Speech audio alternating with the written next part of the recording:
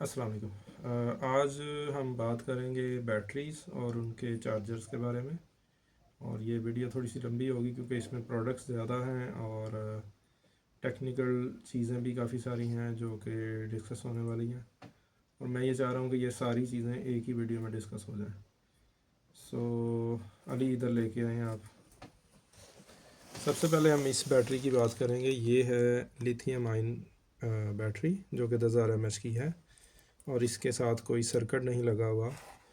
और इसी तरह से ये एक दूसरी बैटरी है जो 10,000 mAh की है और इसके साथ सर्किट भी लगा हुआ है इसके अंदर। और ये छोटी बैटरी है, इसमें सर्किट लगा हुआ, ये भी लिथियम आयन बैटरी है। तो इस सर्किट का नाम है BMS। BMS means battery management system. तो एक्चुअली में ये होता ये है कि जो बैटरीज़ होती हैं ये अगर शॉर्ट सर्किट हों तो किसी प्रॉब्लम का बायस बन सकती हैं। इसलिए इस प्रॉब्लम को सॉल्व करने के लिए इसके ऊपर सर्किट्स लगाए जाते हैं और ये सर्किट बहुत सारी किस्म के होते हैं। तो हम अब नेक्स्ट जो है ना सर्किट्स वगैरह को डिस्कस करते हैं। सबसे पहले हम आते हैं एक बैटरी चार्जर के ऊपर, जिसके ऊपर ये प्रोटेक्शन सर्किट एक लगा हुआ है, उसको हम डिस्कस कर लेते हैं। ये मशहूर व मरूफ एक सर्किट है TP4056, TP4056 के नेम से। और इसमें दो सेक्शंस हैं। जो राइट वाला सेक्शन है ये वाला IC, ये बैटरी चार्जिंग सर्किट है। जब 5 वोल्ट इसको दिए जाते हैं या अडाप्टर से इसको सप्लाई दी जाती है तो ये वाला IC चार्जिंग का काम करता है। और आप इधर 4 पॉइंट्स देख सकते हैं। इसमें 2 बैटरी के पॉइंट्स हैं और 2 आउटपुट के पॉइंट्स हैं।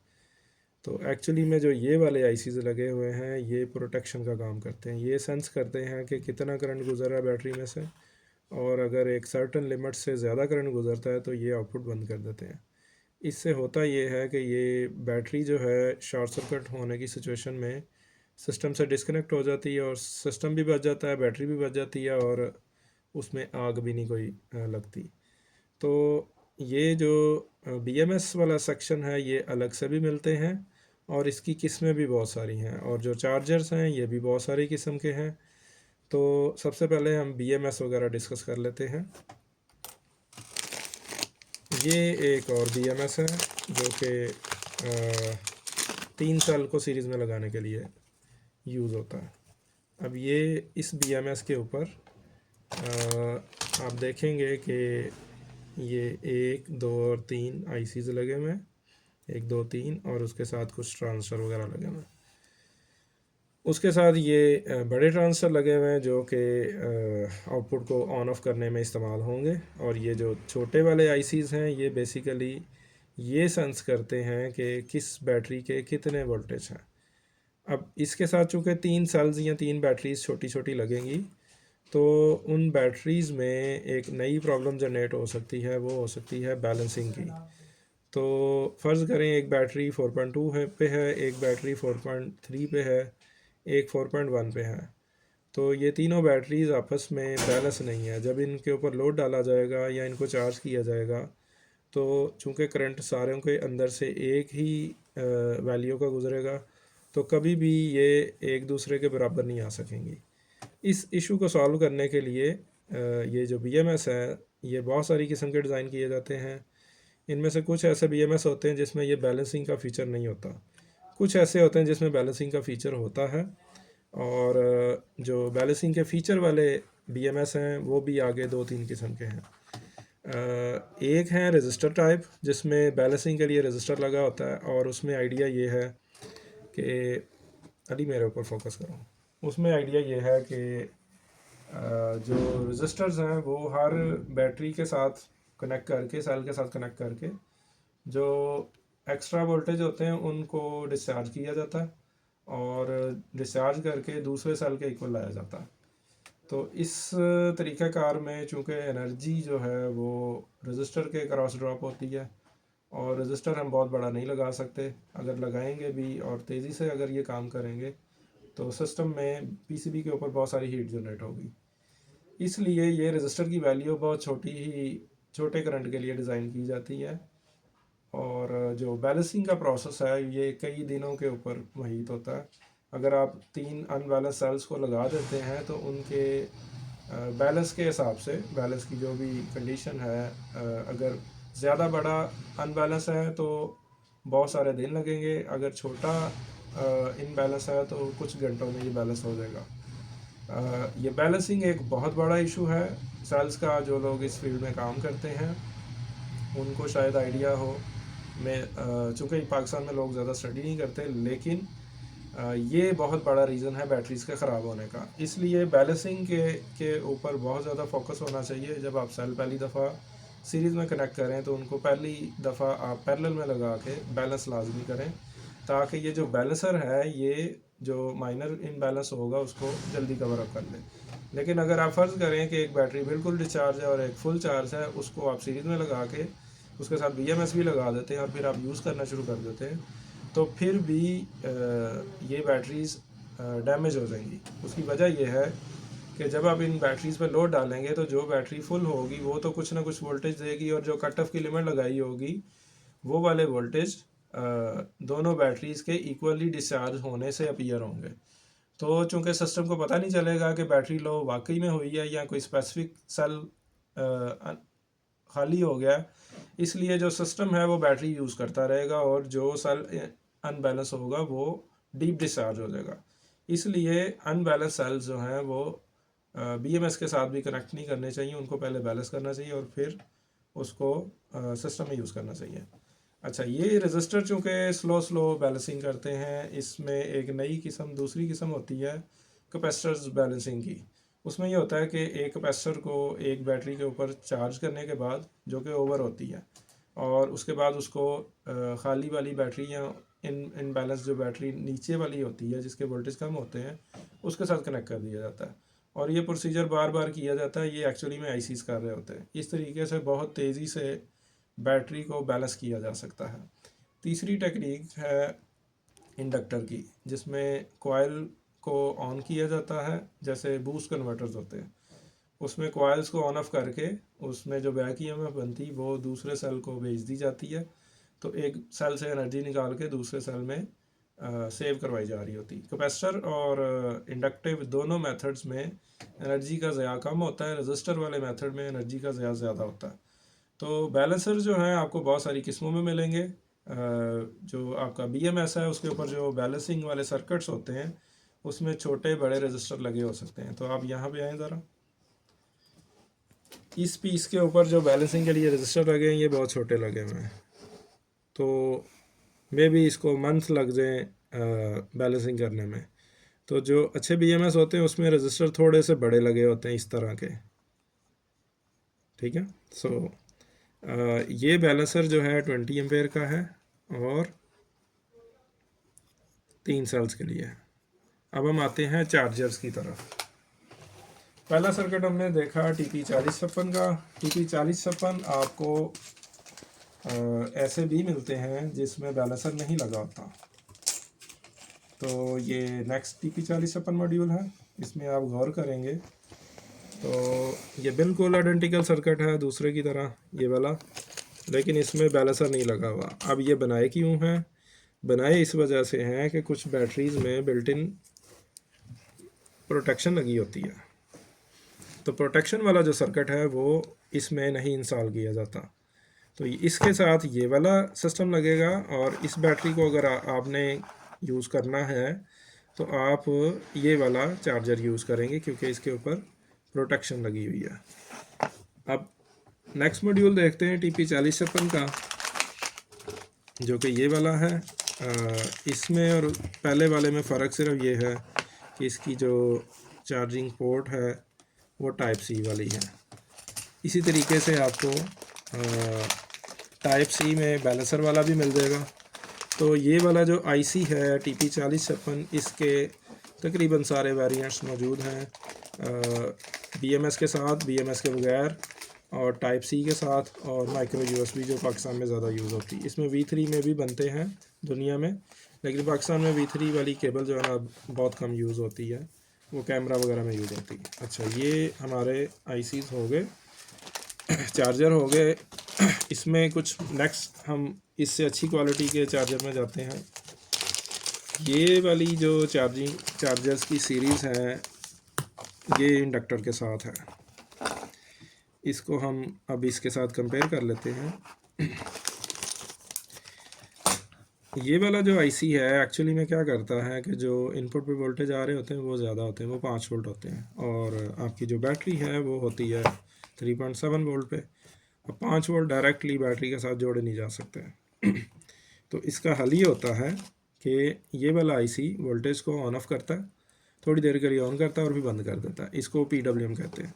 तो ये PWM के ज़रिए से इस बैटरी को आहिस्ता आहिस्ता चार्ज करता है, और उसका नतीजा ये निकलता है कि बैटरी स्लो चार्ज होती है और इसकी टाइमिंग भी बढ़ जाती है, और इस दौरान काफ़ी हीट भी होती है।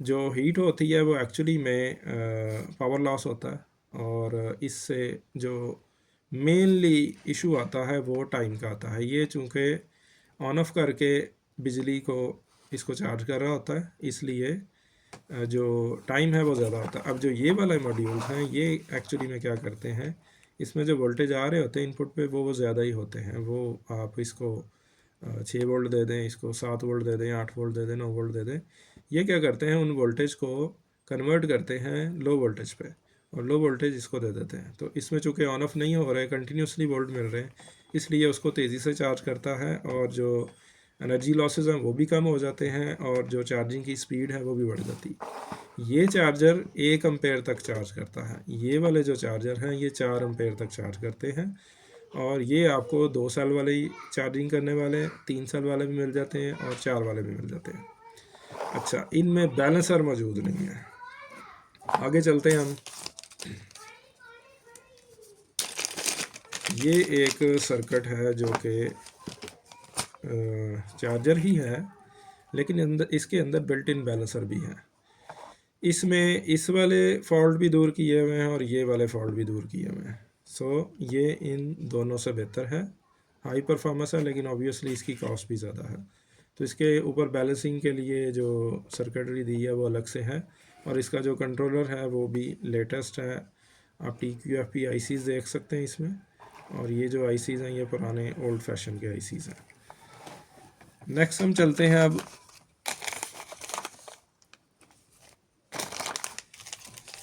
बैटरी से रिलेटेड। ये एक और प्रोडक्ट है जो कि आपको डबल फीचर देगी। ये इसमें एक ये वाला आईसी लगा हुआ है TP4056, और दूसरा इसमें फ़ीचर ये है कि ये बैटरी के वोल्टेज को बूस्ट भी करेगा। इसमें BMS नहीं है। तो इसमें आप क्या कर सकते हैं, बैटरी इसके साथ लगा दें, और एक तो ये चार्जिंग करता रहेगा, उसके साथ साथ आउटपुट भी देता रहेगा। तो इसकी आउटपुट जो है वो इस वेरिएबल से एडजस्ट कर सकते हैं, और चूँकि ये मुसलसल आउटपुट देगा इसलिए आप इसको वाईफाई राउटर के साथ यूज़ कर सकते हैं। आप इसको एक ऐसी पावर सप्लाई के तौर पे यूज़ कर सकते हैं जो कि बंद नहीं होती, तो चार्जिंग भी साथ साथ करेगी, आउटपुट भी देगी। तो ये मॉड्यूल जो है बेसिकली छोटा सा एक UPS है जिसकी आउटपुट एडजस्ट की जा सकती है। नेक्स्ट हम कुछ और सर्किट देखते हैं।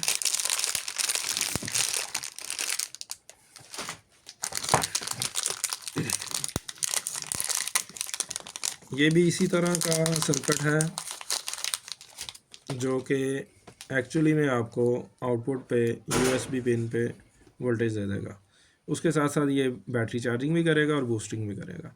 अच्छा, इसके साथ बैटरी बार भी बनी हुई है, तो ये कुछ इसकी निस्बत ज़्यादा अच्छी आउटपुट देता है। ठीक है, तो ये इसको आप पावर बैंक का सर्किट भी कह सकते हैं, लेकिन ये 5 वोल्ट फिक्स आउटपुट देता है। 5 वोल्ट पे आपको 2 एम्पेयर तक आउटपुट दे देगा। इसके बाद हम और सर्किट एक देखते हैं। इसकी तरफ चलते हैं।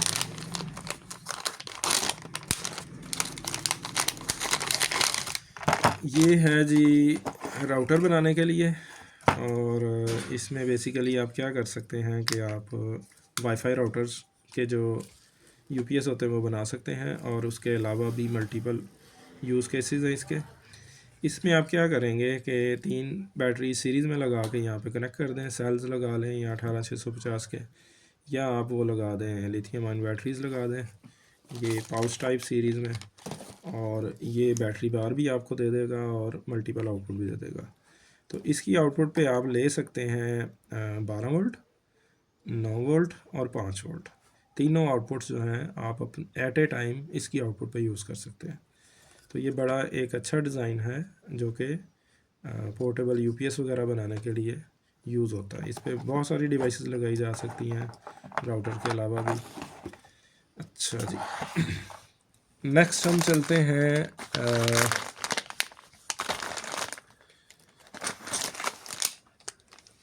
एक मैं और आपको BMS दिखा दूं। ये 40 एम्पेयर का BMS है, 3 सेल्स वाला, और इसमें जो बैलेंसिंग के लिए रजिस्टर्स हैं ये बड़े लगे हुए हैं। तो ये जो ज़्यादा करंट वाली एप्लीकेशंस हैं उसमें ये लगेगा। अच्छा, नेक्स्ट प्रोडक्ट है जी ये वाली। ये एक्चुअली में सिंगल 4 और 2 वाली ऑप्शन आती है। ये सर्किट बड़ा इंटरेस्टिंग है।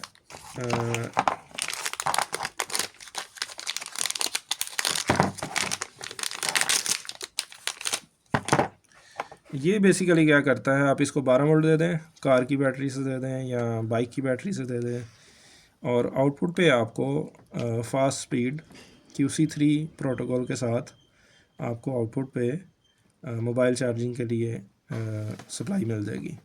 तो ये बसेस वगैरह में भी इंस्टॉल होते हैं, गाड़ियों में होते हैं इंस्टॉल, और बाइक्स पे भी लोग इंस्टॉल कर लेते हैं।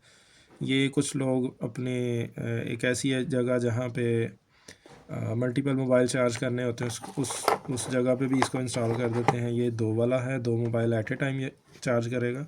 इन दोनों में फ़र्क सिर्फ इतना सा है कि ये 2 सर्किट्स इसके ऊपर बने हुए हैं, और ये वाला जो है ना इस पे 4 बने हुए हैं। तो आप इसको 12 वोल्ट की सप्लाई दे दें, 12 वोल्ट 10 एम्पेयर की, तो मल्टीपल मोबाइल फास्ट स्पीड में ये चार्ज करेगा।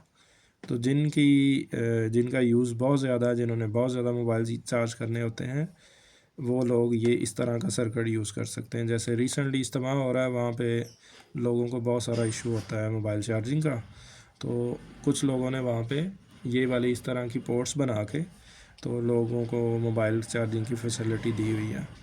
तो ये जो प्रोडक्ट है ये काफ़ी काम की है, क्विक चार्ज करती है, पोर्टेबल है। इससे पावर बैंक्स भी बनाए जा सकते हैं मल्टीपल मोबाइल को चार्ज करने के लिए, और सारे के सारे चूँकि अलग अलग सर्किट्स हैं, सब मोबाइल हाई स्पीड पे चार्ज होंगे। तो इसमें 3 ऑप्शंस अवेलेबल हैं। So that's it, thank you very much for watching this video. Thank you. Allah Hafiz.